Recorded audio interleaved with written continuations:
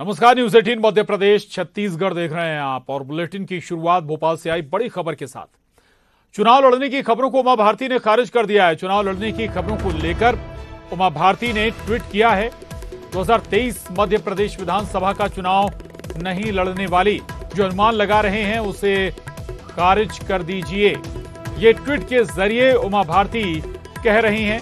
Tweet के जरिए वो चुनाव लड़ने की अटकलों पर विराम लगाती हुई नजर आ रही हैं। हालांकि इसमें उन्होंने एक तस्वीर जरूर साफ नहीं की, 2023 नहीं बल्कि 2024 में क्या वो चुनाव लड़ेंगी, ये तस्वीर जरूर साफ नहीं की। 2023 में उन्होंने जरूर ट्वीट के जरिए तस्वीर साफ की है कि वो चुनाव नहीं लड़ने जा रही हैं। तो चुनाव लड़ने की खबरों को उमा भारती ने खारिज कर दिया है। चुनाव लड़ने की खबरों को लेकर उमा भारती ने ट्वीट किया है, 2023 मध्य प्रदेश विधानसभा का चुनाव नहीं लड़ने वाली ट्वीट के जरिए उमा भारती ये बात कह रही हैं कि जो अनुमान लगा रहे हैं उसे खारिज कर दीजिए।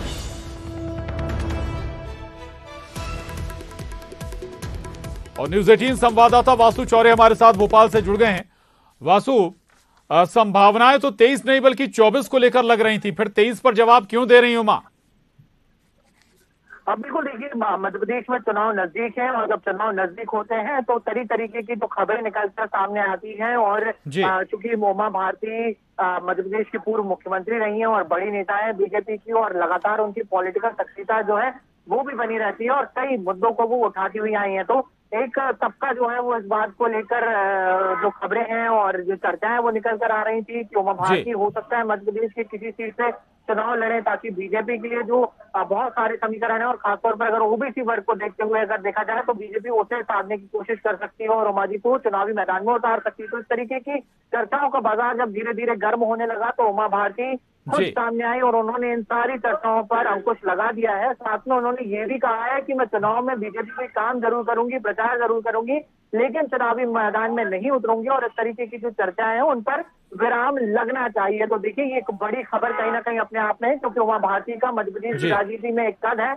सबसे पहले दिग्विजय सिंह की जो सरकार थी जब वो हटी तो उसमें उमा भारती का सबसे बड़ा योगदान था और उमा भारती ही वो शक्ति जो दिग्विजय सिंह के हटने के बाद मध्य प्रदेश की मुख्यमंत्री बनी थी और इस नाते का कहीं ना कहीं उनका एक अपनी एक छवि भी है, केंद्र में वो मंत्री भी रही है। तो उमा भारती एक बड़ा नाम है और जो कुछ भी उनसे संबंधित खबरें होती है उसका एक बड़ा राजनीतिक असर भी होता है। जी प्रशांत। जी शुक्रिया वासु आपका इस पूरी जानकारी के लिए। तो उमा भारती ने कम से कम 23 को लेकर जरूर तस्वीर साफ कर दी है, वो कोई भी चुनाव 23 में नहीं लड़ने जा रही हैं। शुक्रिया वासु। आगे बढ़ेंगे, इंदौर से बड़ी खबर है। इंदौर कलेक्ट्रेट तक छात्रों ने प्रदर्शन किया। पुलिस ने अर्धनग्न प्रदर्शन करने से स्टूडेंट्स को रोका है। दरअसल आपको बता दें, नौकरी छीनने, कपड़े उतारने जैसा ही है ये कहना है स्टूडेंट्स का। कृषि विभाग में बैकलॉग पदों को भरने की मांग को लेकर ये प्रदर्शन किया जा रहा था। तो बड़ी खबर इंदौर से है, जहां इंदौर में कलेक्ट्रेट तक छात्रों ने जमकर प्रदर्शन किया है। अर्धनग्न होकर प्रदर्शन किया है छात्रों ने।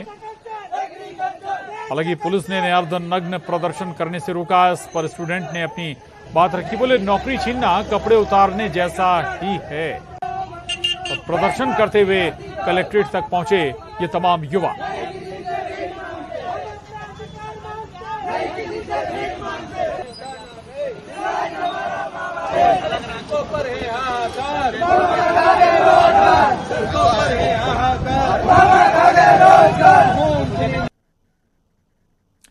और अब रुक करेंगे 20 मिनट में 20 बड़ी खबरों का।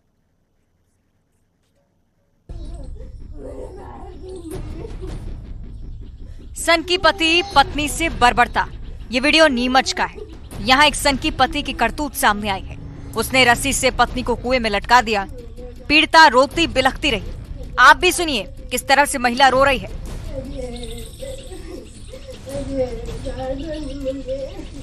गुहार लगा रही है, लेकिन शैतान पति का दिल नहीं पिघलता। वो उसे कुएं में ही लटकाए रखता है। कमर तक पानी में डूबी महिला बार बार रोकर मदद की गुहार लगा रही है। रस्सी को पकड़कर अपने को बचाने की कोशिश भी कर रही है। बताया ये जा रहा है कि पति पत्नी को दहेज के लिए प्रताड़ित करा था। पुलिस ने केस दर्ज किया है। मामले की जांच फिलहाल की जा रही है।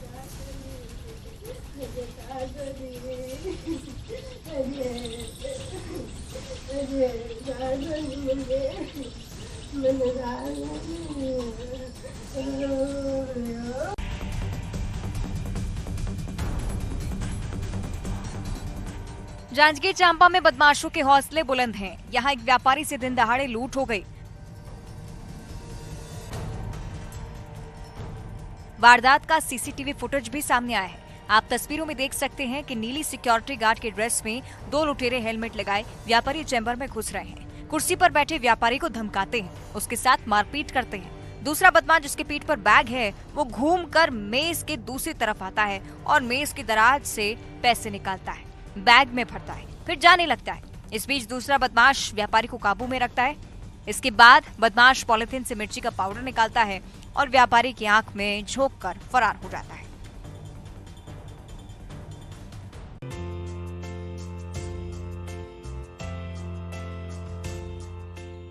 इंदौर में खाकी का संवेदनशील चेहरा देखने को मिला है। युवक की जान बच गई है। फेसबुक कैलिफोर्निया से साइबर सेल को आई कॉल के आधार पर युवक को सुसाइड करने से रोक लिया। युवक ने सोशल मीडिया फेसबुक इंस्टाग्राम पर सुसाइड करने का फोटो डाला। इसके बाद स्टेट साइबर सेल पुलिस अधीक्षक जितेंद्र सिंह को फेसबुक कैलिफोर्निया से कॉल आया कि युवक सुसाइड करने जा रहा है, उसको रोका जाए, जान बचाई जाए। इसके बाद पुलिस तुरंत एक्टिव हो गई। युवक के घर पहुंचकर परिजन की मदद से उसकी जान बचाई। युवक मानसिक तनाव में चल रहा था।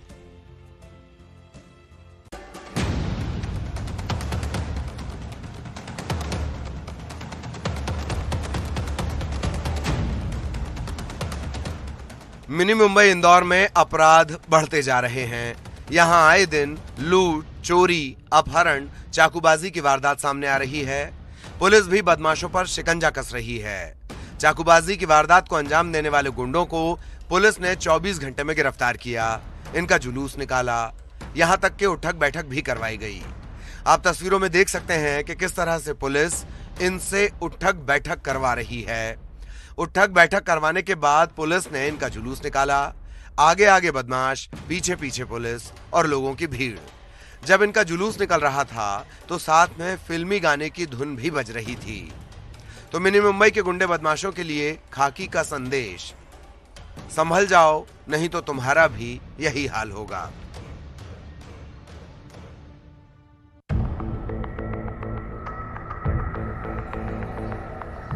इक्कीसवीं सदी में अंधविश्वास। तस्वीरें मध्य प्रदेश के धार की हैं, जहां तंत्र मंत्र के चक्कर में पड़कर एक पिता ने अपने ही बेटे की बलि चढ़ा दी। पटक पटक कर 1.5 साल के मासूम बच्चे की जान ले ली और ये सब उसने घर के दरवाजे को बंद करके किया। परिजनों ने इसकी सूचना पुलिस को दी। मौके पर पहुंची पुलिस को घर में घुसने के लिए कड़ी मशक्कत करनी पड़ी। अंदर मौजूद आरोपी से शटर खुलवाने के लिए कई हथकंडे अपनाने पड़े, लेकिन पुलिस की कोई भी तरकीब काम न आई।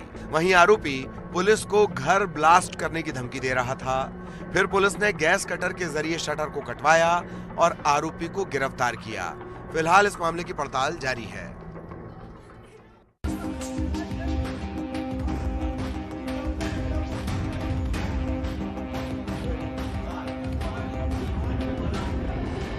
दमोह के कोर्ट परिसर में दो पक्ष आपस में भिड़ गए और जमकर बवाल हुआ।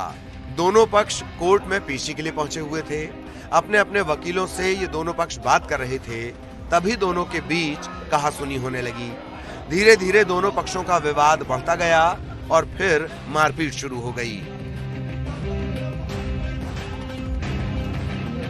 ये लोग एक दूसरे पर कुर्सियां तक उठाकर फेंकने लगे।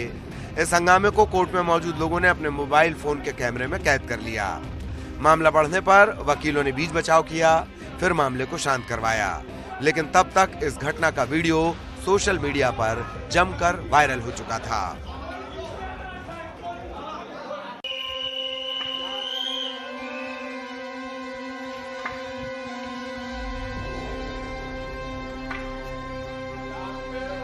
इंदौर में लोग अपने ही घर की कर रहे हैं पहरेदारी।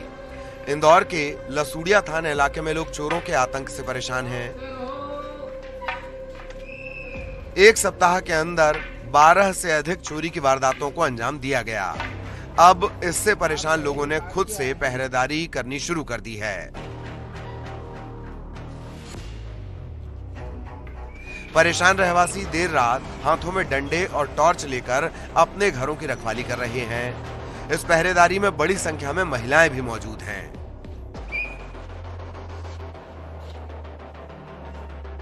यहाँ सीसीटीवी कैमरे भी लगाए गए हैं, लेकिन चोर इनको भी मात देकर चोरी की घटनाओं को अंजाम दे रहे हैं।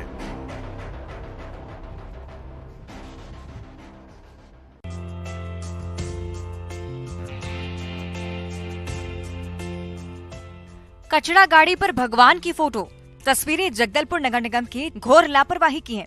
इसके बाद लोगों का गुस्सा फूट पड़ा। वीएचपी के कार्यकर्ताओं ने हंगामा किया, नारेबाजी की। निगम के द्वारा शहर में डोर टू डोर कचरा लेने के लिए कचरा गाड़ी का इस्तेमाल किया जा रहा है। कुछ नई गाड़ियां लाई गई हैं। इस गाड़ी में बस्तर की आराध्य देवी मां दंतेश्वरी के चित्र लगाए गए हैं। इस फोटो के वायरल होते ही लोगों में विरोध शुरू हो गया। मां दंतेश्वरी की फोटो को हटाने की मांग की गई।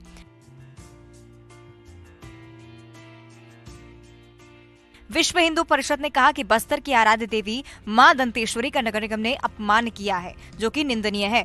बस्तर की आराध्य देवी और हिंदू समाज का ये अपमान है।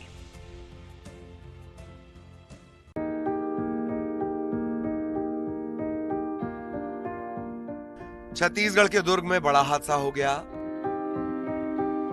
यहां पुल से शिवनाथ नदी में एक कार गिर गई। इसमें 4 लोगों की मौत हो गई है। कई घंटे की तलाश के बाद एसडीआरएफ की टीम ने नदी से कार को बाहर निकाला।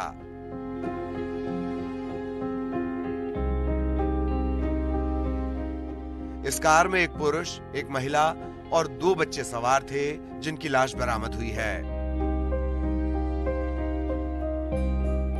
मृतकों में सिर्फ पुरुष की पहचान अब तक हुई है, जो बोरसी निवासी ललित साहू है।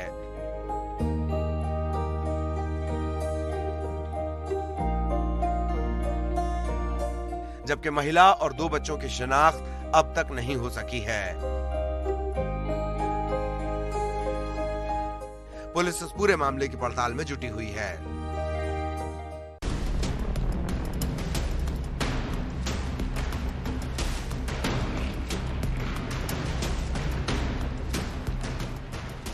छत्तीसगढ़ के जशपुर में गैंगरेप, एक टीचर के साथ वारदात। दनगरी वाटरफॉल में 2 युवकों ने एक शिक्षिका के साथ दरिंदगी की है। बताया जा रहा है कि शिक्षिका को वाटरफॉल घुमाने के बहाने 2 युवकों सद्दाम खान और इम्तियाज अंसारी ने गैंगरेप की वारदात को अंजाम दिया और इसके बाद मौके से फरार हो गए। पीड़ित शिक्षिका ने थाने में मामला दर्ज करवाया है। इसके बाद पुलिस आरोपियों की तलाश में जुट गई है। ये दोनों ही आरोपी बलरामपुर जिले के रहने वाले बताए जा रहे हैं।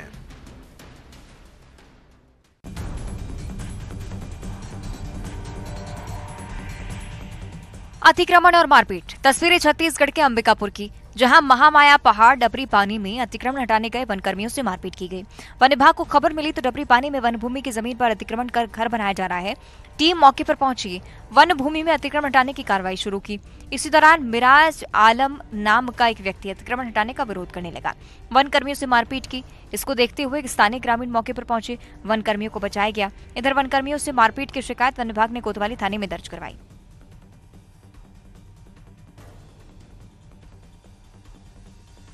पुलिस ने इस मामले में एक शख्स को गिरफ्तार किया है। दूसरी तरफ वन विभाग अतिक्रमण वन अपराध के तहत अब कार्रवाई करने में जुटा हुआ है। वहीं पुलिस ने मारपीट करने वाले आरोपी मिराज आलम को गिरफ्तार कर लिया है।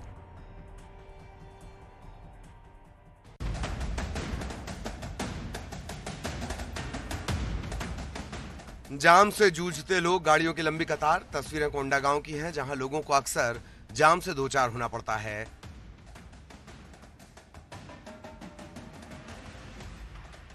इस बार ट्रक का पट्टा बीच सड़क में टूट गया और फिर जाम लग गया। 1000 से ज्यादा गाड़ियां फंस गईं। वहीं जाम को हटाने में ट्रैफिक पुलिस को काफी मशक्कत करनी पड़ी।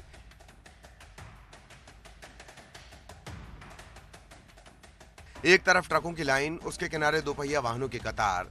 ये 1 किलोमीटर नहीं, 9 किलोमीटर तक जाम। ट्रक चालक रात भर फंसे रहे। जाम के चलते आवाजाही पूरी तरह से बंद रही। जर्जर सड़क के कारण एक ट्रक का पट्टा टूटा और रात 9 बजे से नारायणपुर कोंडागांव रोड में जाम की स्थिति बनी हुई है। आप मेरे पीछे देख सकते हैं कि ट्रकों की लाइन करीब 2 किलोमीटर दूर तक लगी हुई है। रात भर से ट्रक चालक यहाँ पर फंसे हुए हैं और आज सुबह यहाँ पर पीडब्ल्यूडी के अधिकारी पहुंचकर जर्जर सड़कों पर गिट्टी डालकर रोड को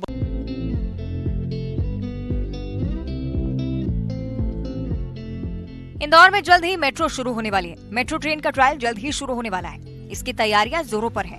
यहाँ 300 इंजीनियर्स और 2500 से ज्यादा कर्मचारी 3 शिफ्ट में दिन रात काम कर रहे हैं। इंस्पेक्शन वे लाइन में पहली ट्रेन के तीनों कोचों को आपस में जोड़ दिया गया है। अब 14 सितंबर को होने वाले ट्रायल के पहले इस ट्रेन को सेफ्टी ट्रायल से भी गुजरना होगा। ये पहला मौका होगा जब 10 दिन के सबसे कम समय में मेट्रो कोच को तैयार कर प्लेटफॉर्म पर खड़ा किया जाएगा। ये देश में अपने आप में एक तरह से सबसे कम समय में मेट्रो को चलाने का रिकॉर्ड भी होगा। मेट्रो के अधिकारी ने बताया है कि 8 सितंबर तक जिन पटरियों पर मेट्रो ट्रेन चलेगी उसके पास बिछाई गई थर्ड रेल को चार्ज कर दिया जाएगा। इसके बाद मेट्रो कोच की वायडक्ट की पटरियों पर चलाकर टेस्टिंग की जाएगी। 14 सितंबर को गांधीनगर से सुपर कॉरिडोर स्टेशन नंबर 3 तक 5.8 किलोमीटर पर मेट्रो का ट्रायल रन होगा। इसको लेकर इंदौर मेट्रो रेल कॉर्पोरेशन ने ट्रायल रन की तैयारियां तेज कर दी हैं।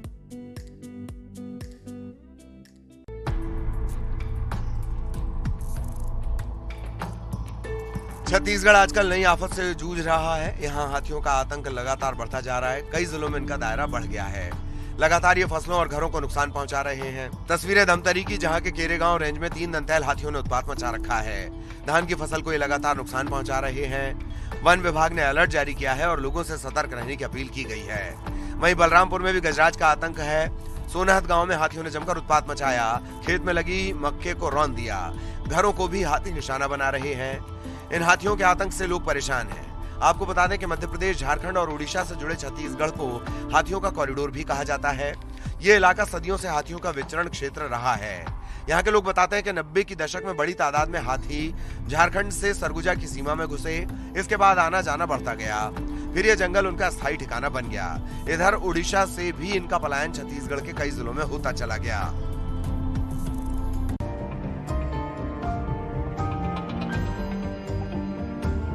बुंदेलखंड एक बार फिर सूखे की मार की कगार पर है। कम बारिश होने की वजह से फसलें सूख रही हैं। तस्वीरें टीकमगढ़ की हैं, जहां मूंगफली, उड़द, धान, मूंग, सोयाबीन और ज्वार की पैदावार ज्यादा होती है। लेकिन अब इंद्र देवता का प्रकोप इन फसलों पर पड़ता दिखाई दे रहा है। जहां 1000 से 1100 मिलीलीटर बारिश होती थी, वहां इस बार अब तक मात्र 600 मिलीमीटर ही बारिश हुई है। पिछले 20 दिनों से पानी की एक बूंद भी नहीं गिरी है, जिसकी वजह से तापमान भी बढ़ गया है। फसलें अब सूखने लगी हैं। वहीं किसानों को अब सरकार से मदद की आस है। उनका कहना है कि फसलें पूरी तरह बर्बाद हो गई हैं। अब सरकार से मुआवजे की उम्मीद है। इसके चलते थोड़ी बहुत राहत मिल सकती है।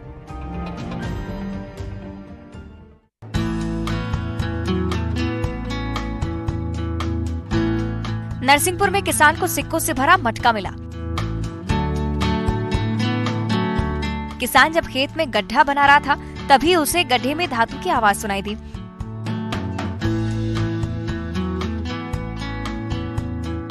जब उसने खोदकर देखा तो मटका था जो सिक्कों से भरा हुआ था।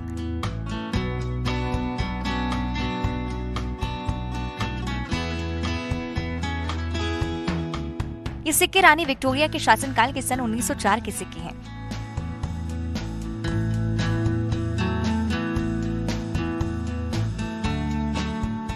सिक्के पर अंग्रेजी शासनकाल के दौरान विक्टोरिया का मुकुट भी बना हुआ है। 1 रुपए लिखा दिखाई देता है।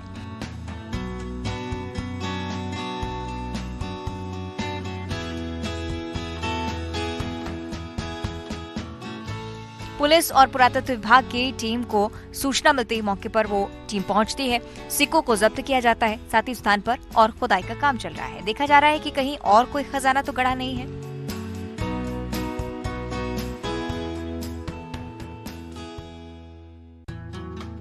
द्वापर में जब भगवान कृष्ण मुरली की तान छेड़ते थे तो गायें दौड़ी चली आती थी। मुरली की मधुर तान आज भी गायों को जीवन दान दे रही है। ग्वालियर नगर निगम की आदर्श गौशाला में मुरली की तान से बीमार और घायल गायों का इलाज किया जाता है। मुरली की तान का कमाल ऐसा है कि मरणासन्न गाय भी अपने पैरों पर खड़ी हो जाती हैं। गौशाला में करीब 9000 से ज्यादा गौवंश हैं। यहाँ रोज बीमार और घायल गायें आती हैं, जिन्हें मुरली की तान से नई जिंदगी दी जाती है।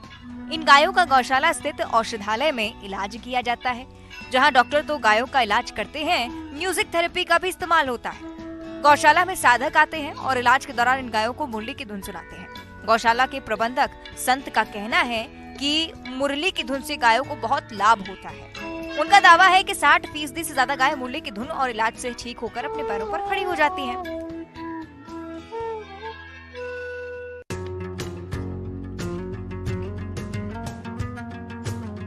ग्वालियर में प्रसिद्ध गोपाल मंदिर पूरी सजावट के साथ जन्माष्टमी पर्व के लिए तैयार है।